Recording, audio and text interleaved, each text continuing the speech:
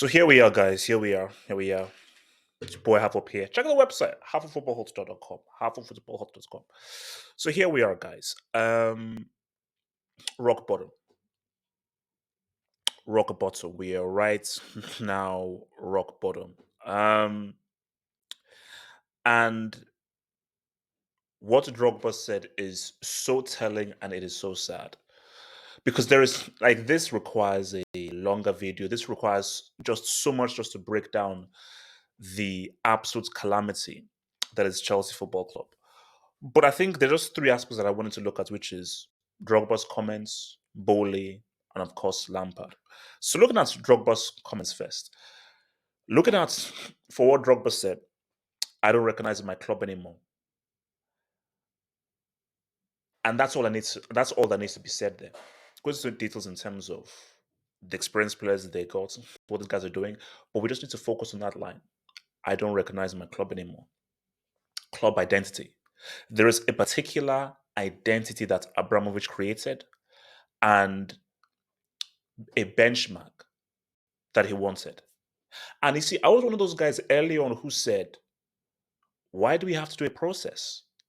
For like, how does a team go from winning, winning, winning, and then a process? For example, imagine Real Madrid 1-1-1, and then a new manager comes in, like a new ownership comes in, and then they say, you know what, we now have to now do a process. We're no longer going to buy the best players who can now win now. No 27, 28-year-olds who are the most highly rated in the world right now. We're not going to buy 20, 21-year-olds on 7-year contracts. The Madrid fans were like, excuse me? We have built a culture of winning. We can't just go from a culture of winning just to doing trash. Or it's like Barcelona saying, you know what, we're not going to be buying PMP players. No more technical players. No more players who can play and work in tight spaces. We're now going for PMP players. But fans would be like, excuse me, why? So I always thought it was weird that why are you doing this long process? That is because this ownership just had it in their mind that we must do everything differently. We must sack everyone within the club and do things differently. And my thing though is when you're taking over anything, an entity, specifically an entity that has been mostly successful, you have to look and say, what did they do so well to be successful? Let's try and carry that on. Okay, what they did not do well, let's be sure that we don't do those things. What you don't do, specifically when you have no history for bowling, you have no history of success in football. I don't care what you've done in baseball or basketball. You have no history of success in football. So you're taking over a successful football club and you decide to do everything differently and start from scratch and now do stuff that is new. That is the epitome of being illogical. Logic states this is what you're doing that is well. Let me carry this on. Maybe a few tweaks, but let me carry this on as well because there are some things that I want to bring in as well. But I have to also use and be part and parcel with what's worked so well. Because what you do is okay, we keep a few guys that were around and just say, okay, what made Chelsea so successful? What is it that you did? But what they did was from the bottom top down, they changed everything. So this now comes to now Todd Bowley now, where what are you doing going into a dressing room? To say what? You see, this is a key difference between Bowley and Abramovich. Abramovich didn't do anything for the fans. He did everything for the success of the club. Because by the club being successful, that is what made the fans happy. So Abramovich wasn't about, oh, let me do things to make the fans happy. It's let me do everything to make the club successful. By the club being successful, it makes the fans happy. What Bowley is doing is, what should I now do to make the fans happy? Let me go into a Twitter space.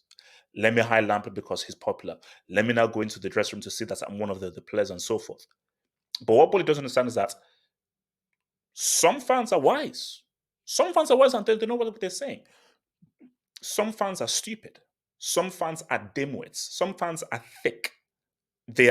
Some fans are moronic. So it's very difficult to decipher between the sensible, wise fans and the complete moronic brick fans. So what you do is you don't listen to the fans. You make sure that you hire the right people and do the right things. Sometimes you want you no, sorry. It's not a case of don't listen to fans. Have an ear to what the fans are about. Have an ear. Do not be at the behest of what the fans say. No, no. But just have an ear to, okay, what are the fans saying? Because the fans are very, very important. But what you do not do is be at the behest of fans. What you do not do is go into fans' fronts. What you do not do is look at what fans are saying on Twitter and go via that. You do not do that. Because if I'm Abramovich, I'm looking at this and I'm like, what the hell is going on? Because it is like these people, they show that you do not know how to run a football club. Because I said to people, who, and I said this before, and people were like, no, no, no, no, no, we're doing things right. I said, who signs players on 7-year contracts? Because people's arguments was, man, we have these quality players, which means that, for anybody to buy them, they now need to pay a high fee. Cool. What if said player doesn't actually develop well? What if said player isn't that great in 2 or 3 years' time? The Mudrik that everybody was rating very highly, he's now a joke. He's now a joke. People are now insulted. People are now calling him Midrick. The Enzo who won the World Cup and was the best young player in the World Cup, he's not being abused, he's not being insulted. So their stock has now fallen. Now, maybe their stock can rise with a better manager and so forth, but the thing about football is we can't predict the future. That is why no club in history ever gets guys on 7-year contracts. What you do is 2 years here, 3 years here, 4 years here. Look at Felix. 7-year contract. He didn't work out with Atleti. They had to loan him out. So what you do is 3 years, 4 years, and after 3 or 4 years, you review. Because you're like, okay, this guy ain't good. So you know what?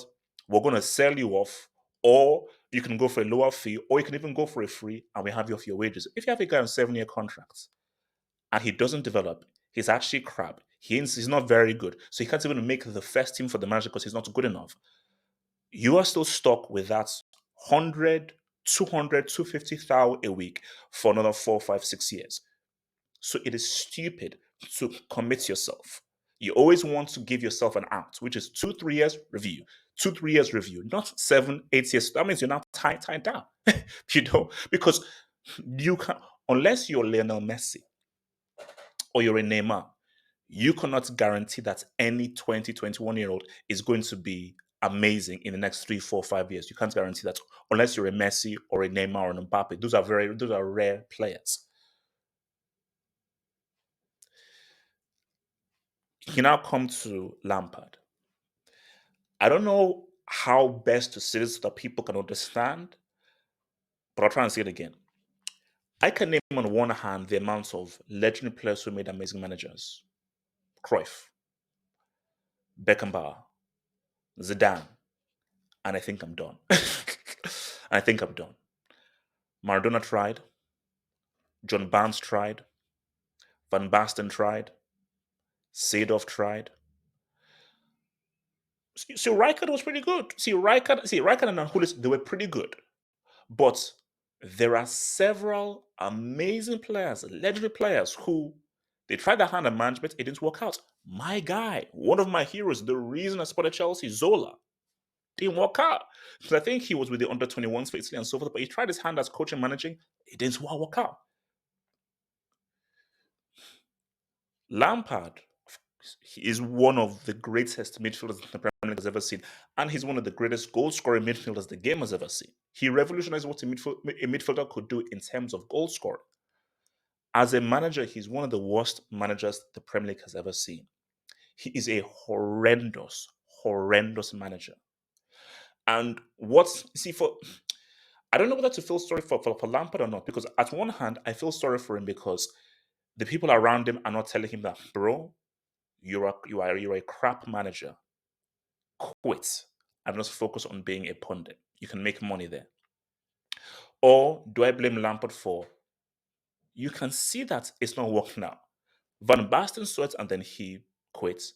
Sendersson quits. Maradona saw it and quits. All these other guys, they saw it, okay, it's not happening for me. I'm actually getting a lot of losses. This ends for me. It takes nothing away from what I did as a player. It takes nothing away. It takes nothing away from what I did in my playing career. But managing ends for me because this is something that people need to understand. Because only if you understand football, will you understand this. Playing and managing are totally different. Let me say it again. For people who don't understand football, for people who understand football, don't see this is not for you. For those who understand ball knowledge, this isn't for you. This is for people who don't understand football. For those who don't understand football, playing and managing are two totally different things. When you're a player, you are one player. You are one piece focusing on one role. When you're a manager, you don't play, but you now have to now create a strategy that involves these 11 players. You have to now be a motivator. You now have to be good at relating with players. You now have to understand strategy, in-game management, and how to speak to players and how to relay these things to the players. These are skill sets that you don't need as a player. So the skill sets you need as a manager and the skill sets you need as a player are totally different. So it doesn't matter how good you are as a player, just make you a good manager. Look at the great players, the great managers we have.